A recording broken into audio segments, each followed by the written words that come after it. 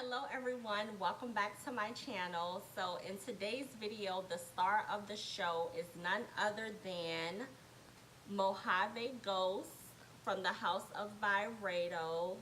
This is what the bottle looks like. Really nice bottle, really sleek packaging. It has a magnetic cap to it, which at times can be very hard to come off sometimes.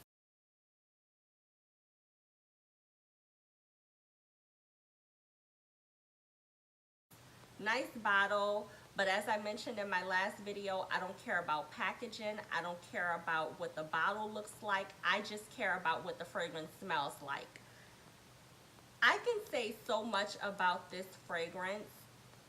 First things first, I would say is I find this fragrance to be very complex.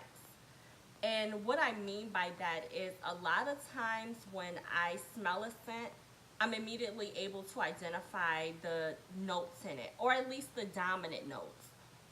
Or what happens too is I smell a fragrance and I'm immediately able to compare it to something I've already smelled or something that's already in my collection. I get none of that with this. This fragrance reminds me of nothing. It is in a category of its own, which is one of the reasons I love it. Because it makes me feel like I'm exclusive. It makes me feel like I won't smell like no one out there, or at least a lot of people out there. And I look for that in a fragrance. I look for a lot of complexity. It has notes of chantilly musk, it has notes of magnolia, it has notes of amber. All those notes I had to look up. I can't identify any of them. What I can say is that when I smell it, I can recognize the woodiness, but outside of that, for me, this bottle just comes together to be a really nice, creamy mixture of luxury. I like to think of this as my Rihanna fragrance. And I know what you're thinking, Rihanna already has her fragrance line, and she does, but I say this is my Rihanna fragrance because a lot of times when I purchase a fragrance, I think about the vibes associated with the fragrance. And the vibe for me with this fragrance is a girl who's sporty, but she's feminine. She's sweet, but she's feisty. She's nice, but don't try her. And in terms of clothes, she can wear the Yankees fitted cap with distressed denim t-shirt, Timberland boots, and still be sexy. And then she can wear the long tresses with high heels, face beat full of makeup. And when I think of a girl like that, I think of Rihanna. So say what you want. This is my Rihanna fragrance. I've never met her, but if I did, this is what I imagine she smells like. So the performance of this fragrance, I would say that it is a linear scent. What I smell in the bottle, what I smell on my skin, what I smell on my clothes, on a piece of tester paper, it's all consistent. Even on my skin hours later, I don't find that the scent changes after hours of wearing it. Performance as it relates to projection and sillage, I have seen reviews where people mention that this fragrance has a lot of projection and a lot of sillage. I don't think that's the case. I find it to be very minimal. And that's another reason I like it, because I don't like for my fragrance to meet someone before I do. I don't want my fragrance to remain present and I've long exited the building.